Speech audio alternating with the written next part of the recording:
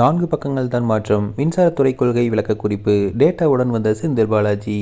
2025-26 மின்சாரத்துறை கொள்கை விளக்கக்குறிப்பில் சில பக்கங்களை மட்டும் மாற்றிவிட்டு அப்படியே அமைச்சர் CTR நிர்மல்குமார் நகலெடுத்துள்ளதாக திமுக செந்தில் பாலாஜி குற்றம் சாட்டியுள்ளார்.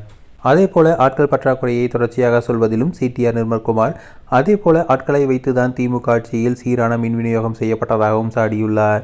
சட்டசபையில் மின்சாரத்துறை மீதான மானிய கோரிக்கைகள் நடைபெற்று வருகிறது. இதில் அமைச்சர் CTR நிர்மல்குமார் பேச்சிற்கு முன்னாள் அமைச்சர் செந்தில் பாலாஜி பேசுகையில், ஒரு வார்த்தை பேசினால் மறுவார்த்தை பேச எங்களுக்கு தெரியும். பேசிவிட்டு நீங்கள் அவை குறிப்பிலிருந்து நீக்குகிறேன் என்று போதும் அது பொதுவெளிக்கு போகிறது.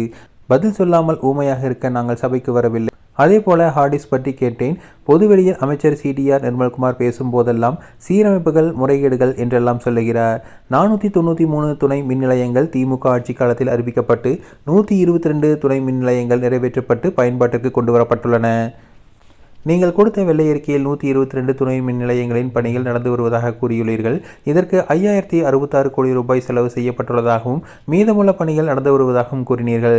கடந்த 5 ஆண்டுகளில் புதிய மின் உற்பத்திக்கு ஏற்ப வழித்தடங்களையும் கட்டமைப்புகளையும் திமுக ஆட்சி உருவாக்கப்பட்டது.